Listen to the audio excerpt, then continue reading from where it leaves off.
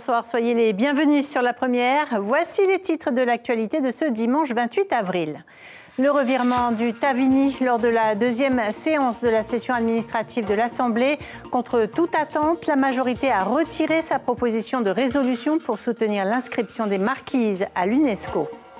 Un délai de 3 mois renouvelable est accordé aux clubs d'équitation, aux propriétaires de chevaux et autres aficionados de la discipline. Une rencontre avec la vice-présidente du pays a permis ce sursis, mais le problème reste entier. Nos journalistes sportifs étaient sur tous les fronts ce week-end pour vous préparer votre tout sport. Au programme, une compétition de padel, du VAA avec la Aimeho VAA Race, très appréciée des jeunes. Et enfin, des athlètes en forme pour la prochaine compétition de MMA. Et c'est Arihoetif Afana qui sera aux commandes de votre page dédiée au sport ce soir. 2 jeunes Polynésiens ont été choisis pour accomplir une mission de service civique auprès de la ville de Paris dans le cadre des Jeux Olympiques. Notre équipe a rencontré Raphaël Dubois, l'un des 2 sélectionnés. Enfin, dans notre rubrique Fénois d'avant, nous verrons que l'évangélisation mormone faisait déjà l'objet de célébrations en 1997 à Tahiti. C'était il y a 27 ans.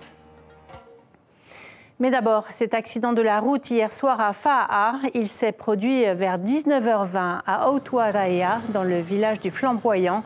La collision frontale entre un jeune homme en moto et 2 femmes en scooter a blessé gravement les 3 personnes impliquées, avec des fractures au niveau de la nuque et des bras et des blessures aux jambes.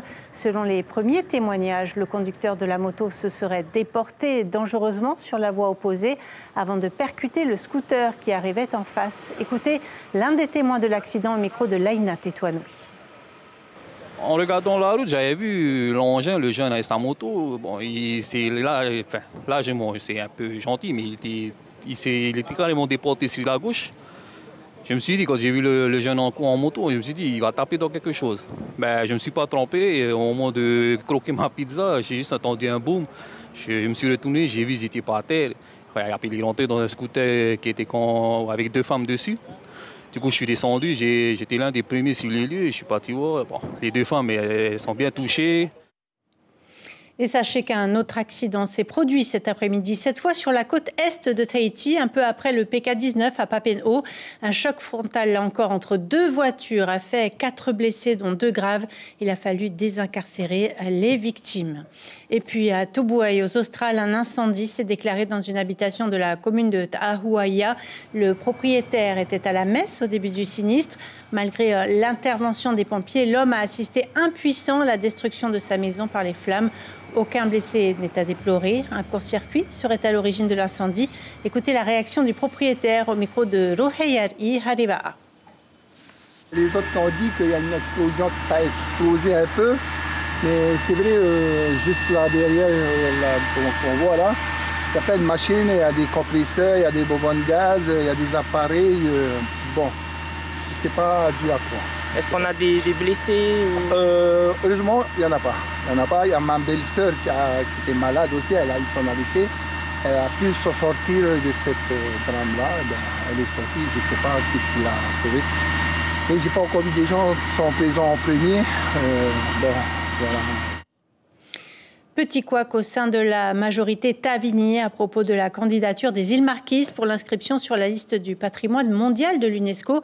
Malgré un vote unanime en commission de l'écologie et de la culture, le groupe Bleu Ciel a décidé de retirer sa proposition de résolution qui devait soutenir cette candidature. Le Tavini veut poursuivre la concertation avec la population. Reportage James O et Marcel Bonneau. Retour en commission pour le texte qui devait affirmer le soutien de l'Assemblée pour l'inscription de l'archipel des Marquises au patrimoine mondial de l'UNESCO. Une décision de la majorité jeudi dernier qui a fait bondir les élus marquisiens de l'opposition. Il y a eu des missions prises en charge par l'État.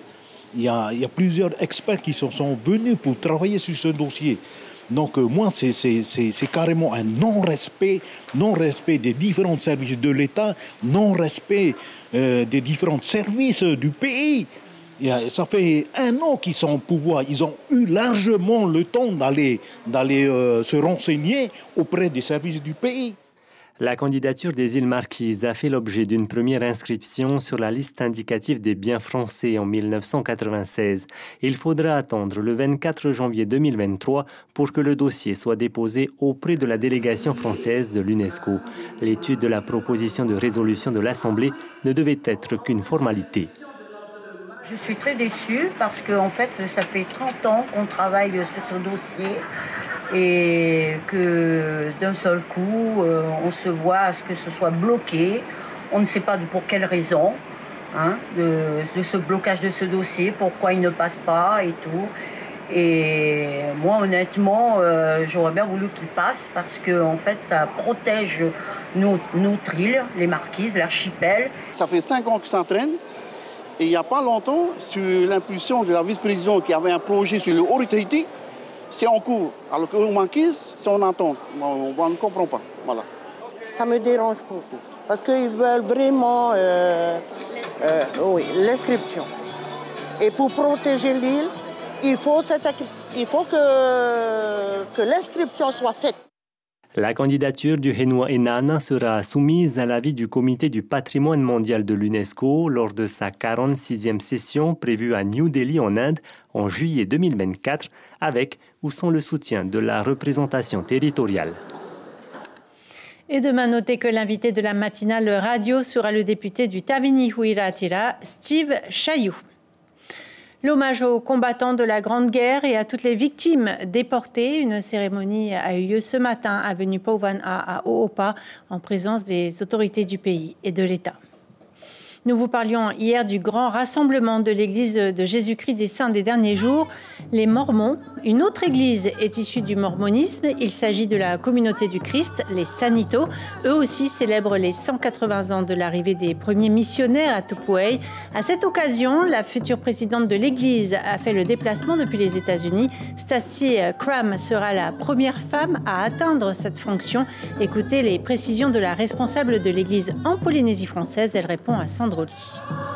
C'est la plus haute autorité de notre Église dans le monde actuellement, mais aussi dans l'avenir. Aussi, c'est la première femme qui va être appelée officier en tant que présidente prophète. Et pour nous, c'est un immense honneur et privilège qu'elle soit avec nous. Oui, plus d'1 millier de fidèles de la communauté du Christ sont attendus à Tupuai le 1er mai. Une solution temporaire a été trouvée à l'hippodrome de Pir'e. Souvenez-vous, les licenciés et salariés de l'association hippique ainsi que les 2 clubs équestres sont sous le coup d'une expulsion. Ils ont finalement obtenu un délai supplémentaire pour occuper le terrain. Une rencontre avec la vice-présidente du pays cette semaine a permis d'amorcer le dialogue. Mais hier soir, lors de la Coupe de Tahiti, les dirigeants et propriétaires restaient dans l'expectative. Caroline Fahari, Sandro Lee. Sur le domaine Labbé, les compétitions se poursuivent malgré l'épée de Damoclès qui plane sur les licenciés. La rencontre de cette semaine leur offre un répit provisoire de 3 mois, mais rien n'est définitivement résolu. Donc c'est une sorte de bail provisoire, avant peut-être quelque chose de plus permanent, mais voilà, ils attendent aussi de voir si on a des projets de développement. Donc oui, on a des projets de développement comme rénover le centre d'hébergement et de formation et mettre en place une formation pour les jeunes des quartiers. L'hippodrome, Coco Izal le connaît bien. Ancien président de la fédération entre 1988 et 2006, il regrette cette situation qui perturbe le monde hippique. Regardez tous ces gens-là. Il y a ce soir là ici pour l'équitation, pour le saut d'obstacle. Moi je pense, s'ils n'ont pas de projet ici, laisse-nous le terrain. Les propriétaires de chevaux, toujours inquiets, anticipent une situation catastrophique pour leurs écuries. Les chevaux, c'est pas un chien, un chat, c'est un truc de 600 kilos. Et ça vous inquiète quand même? Ah oui, qui s'en inquiéterait pas? Qu'est-ce qu'on va faire de nos chevaux? Le sursis de 3 mois renouvelable accordé par le pays calme les incompréhensions provisoirement, même si pour ces passionnés de course hippique et d'équitation, c'est un peu reculé pour mieux sauter. La saison des courses doit débuter le 2 juin. Il s'appelle Raphaël Dubois, il a 22 ans et mercredi, il s'envole pour Paris en service civique pour les Jeux Olympiques avec Teua Ura Teiho Ari. Ils seront les 2 seuls Polynésiens et même ultramarins à occuper le poste d'ambassadeur des célébrations. En attendant le départ, Charlotte Mestre et Jacques Damour ont rencontré Raphaël chez lui à Vairao. Il profite encore un peu de sa famille à Vairao avant le départ. Jeudi, Raphaël Dubois sera à Paris et se préparera à être ambassadeur des célébrations des Jeux Olympiques, alors même qu'il aurait pu être bénévole pour les épreuves de surf sur son île. Je l'aimais comme c'est chez moi, c'est juste à côté en plus. Si je l'aimais, mais comme je disais, en France, c'est une nouvelle aventure. Je vais sortir de ma zone de confort. Pendant cette aventure, Rafi, comme ses amis l'appellent, sera chargé de l'accueil, de l'accompagnement et de l'orientation du public sur le quartier des jeunes. Mais celui qui projette de devenir pro en MMA entend bien aussi en profiter pour progresser. Comme c'est les JO, je pense qu'il y aura des athlètes de judo, de d'autres disciplines. Et le MMA, ça mélange tous ces sports. Et du coup, peut-être que je vais pouvoir me faire des contacts. Dans ses projets, Rafi peut compter sur le soutien de ses parents. D'ailleurs, si on demande à sa mère le point fort de son fils pour cette mission d'ambassadeur, elle répond sans hésiter. La tchatch. Il aime bien la tchatch. Il est déjà bien dans le relationnel, il a beaucoup de facilité de se faire des amis et tout. Qu'est-ce que je peux souhaiter? Que ça continue à lui plaire. Sur les 500 ambassadeurs recrutés par la mairie de Paris, ils ne sont que 2 ultramarins, les 2 Polynésiens. Une chance que Rafi compte bien saisir pour mettre en lumière le MMA tahitien. On passe à l'actualité sportive du week-end avec Ari Hoete Fafana.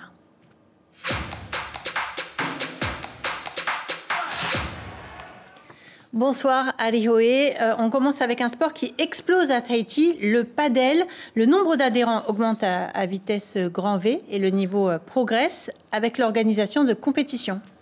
Bonsoir Sybelle, et oui, comme la American Express Padel Cup dont la première édition s'est achevée cet après-midi, après 6 jours de compétition, c'est le duo Guillaume Becht et Manoa Devine chez les hommes et les sœurs Leilani et Edelweiss Brothers chez les dames qui gagnent cette coupe. Les vainqueurs remportent un prize money d'une valeur de 100 000 francs chacun. Tout au long de la semaine, 130 équipes se sont affrontées sur les terrains de l'AS Phoenix à Punaauia. On écoute Pierre-Baptiste Ferrand, professeur de padel et membre organisateur de la compétition. On avait 92 paires d'hommes et 38 paires de femmes. Donc on a fait un tournoi à élimination directe parce qu'il y avait énormément de monde. 6 jours de compétition, on est obligé parce qu'en fonction des disponibilités des gens et puis du nombre de participants, c'est quand même beaucoup de monde en peu de jours. Mais on arrive quand même à s'en sortir. On est en pleine expansion, on n'arrête pas, ça se développe, il y a de plus en plus de monde intéressé.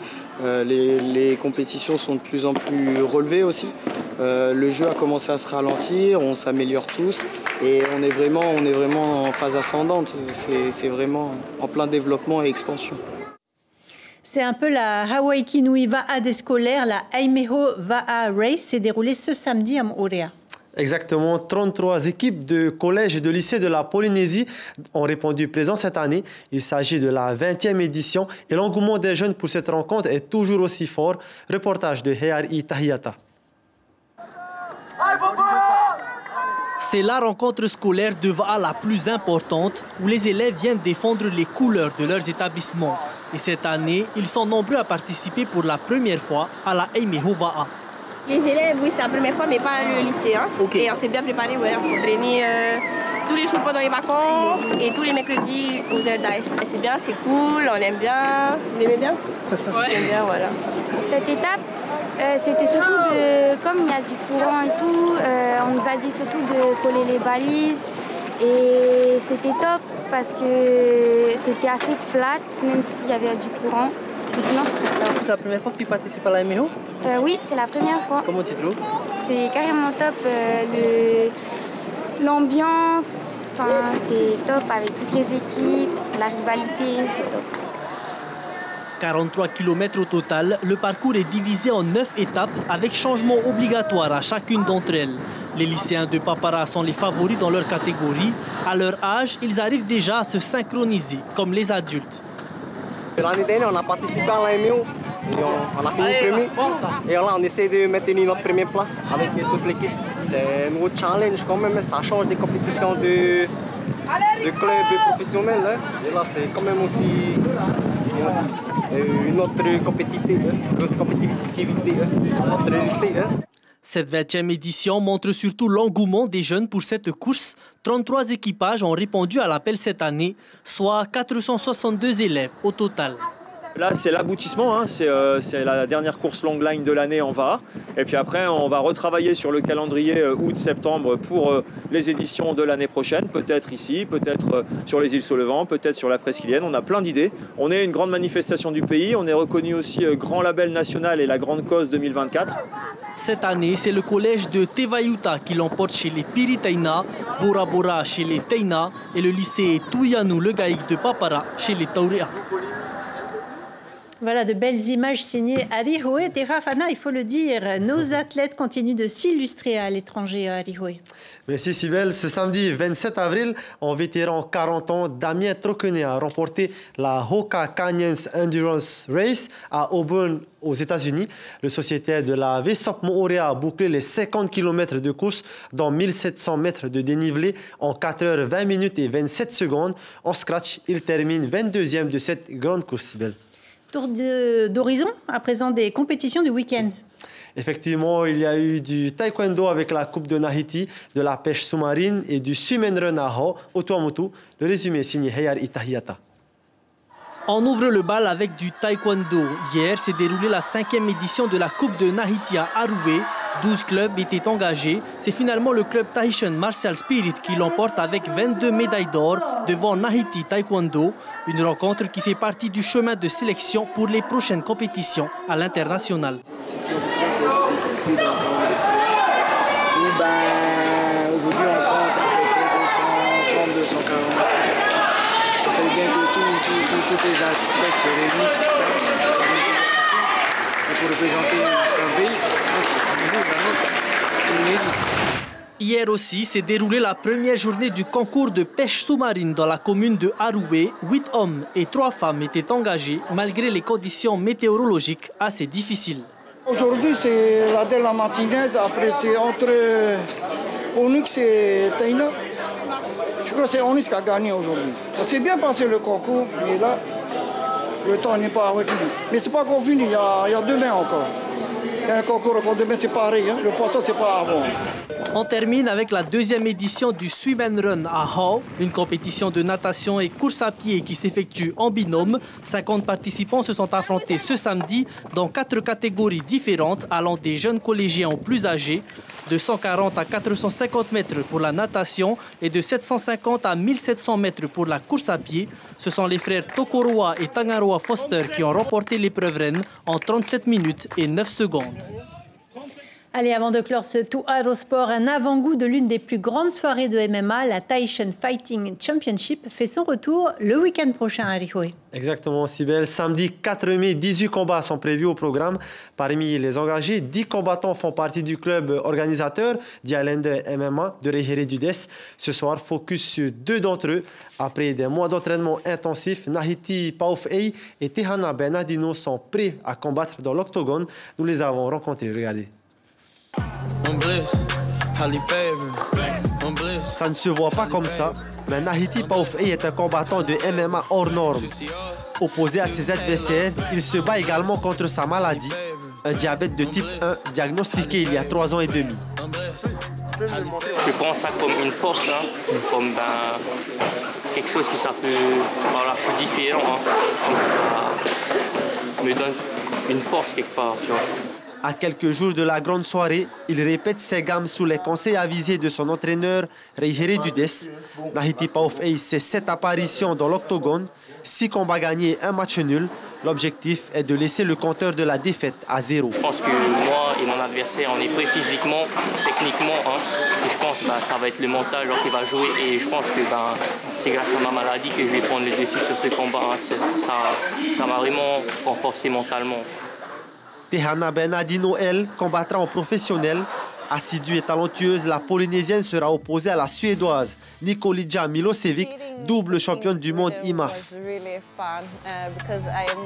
Cette année, Tehana bénéficie d'une préparation assez spéciale puisqu'elle revient de Nouvelle-Zélande où elle a participé à une télé-réalité 100% MMA. encore plus de connaissances, on va dire. En Nouvelle-Zélande, on va dire que j'ai gagné en assurance surtout. Et du coup, la suite de ma prépa s'est faite sur Tahiti. Et on va dire, je suis déjà conditionnée aux préparations. Donc non, ça s'est très bien passé. Là où c'est plus difficile pour moi maintenant, c'est au niveau de la diète. Tehana et Nahiti font partie des 10 combattants sélectionnés par Reiheri pour représenter le club. Une sélection basée sur l'assiduité des élèves. Ma sélection, elle a été simple. Je prends ceux qui sont là tout le temps. Parce qu'entre quelqu'un qui me dit je veux combattre, mais qui vient une fois dans la semaine, et celui qui dit rien et qui vient tous les jours de la semaine, je vais aller vers celui qui est venu tous les jours de la semaine. Ceux que j'ai engagés, c'est ceux qui sont là tout le temps. Au programme, 18 combats dont 4 combats pro sont prévus pour la Tahiti Fighting Championship Challenger Series. Un rendez-vous à ne pas rater puisque de belles oppositions sont à l'affiche.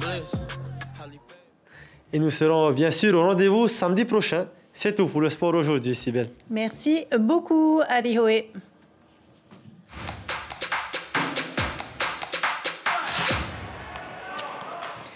Avant de s'établir à Salt Lake City, aux États-Unis, dans les Rocheuses, les pionniers mormons ont parcouru plus de 2000 km à pied ou en chariot, un périple régulièrement célébré partout dans le monde. Déjà en 1997, la communauté polynésienne fêtait l'événement en costume d'époque.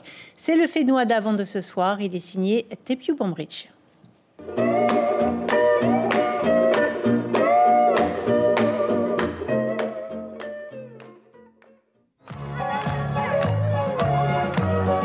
Ils étaient plus de 300 fidèles venus des 8 paroisses du Pieu de Papeete pour commémorer ce 150e de l'arrivée des premiers Mormons dans la vallée de Salt Lake City. Pour marquer cet événement, ils étaient tous déguisés en pionniers et avaient fabriqué des charrettes.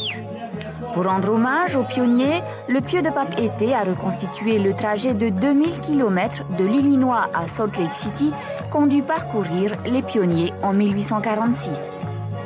Pour associer le souvenir à la joie de cette célébration, chaque paroisse avait choisi la couleur de son costume et après les cantiques et les messages de paix, chacune d'elles devait organiser des jeux. Comme chaque fête se termine par un bon repas, des veaux ont été rôtis pour cette occasion.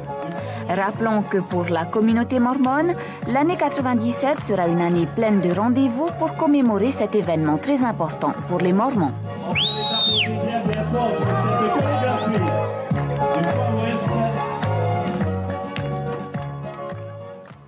On arrive au terme de ce journal. Nous retiendrons que le week-end a été assombri par plusieurs accidents de la route. Hier soir, Afa a une collision frontale entre un jeune homme en moto et 2 femmes en scooter a mobilisé les secours et pour cause. Ils étaient gravement blessés. Même scénario aujourd'hui, cette fois à Papenhau, entre 2 voitures. Ce deuxième accident a fait 2 blessés graves et 2 blessés légers.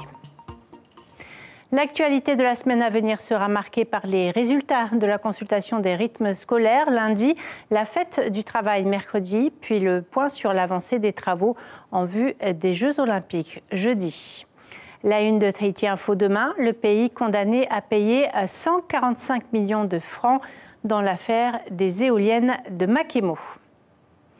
Au programme de votre soirée sur la première, la série Cœur Noir et le documentaire Georges Pompidou, La cruauté du pouvoir, seront à découvrir juste après ce journal.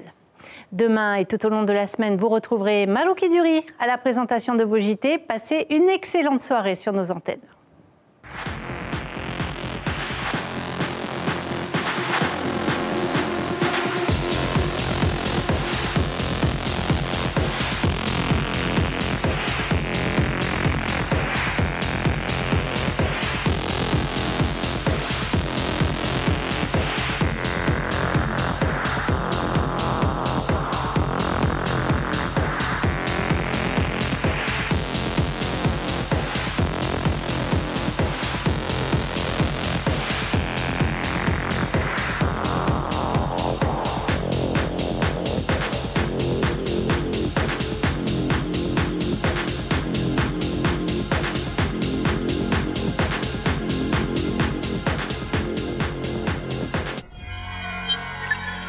Retrouvez ce programme en replay sur notre site internet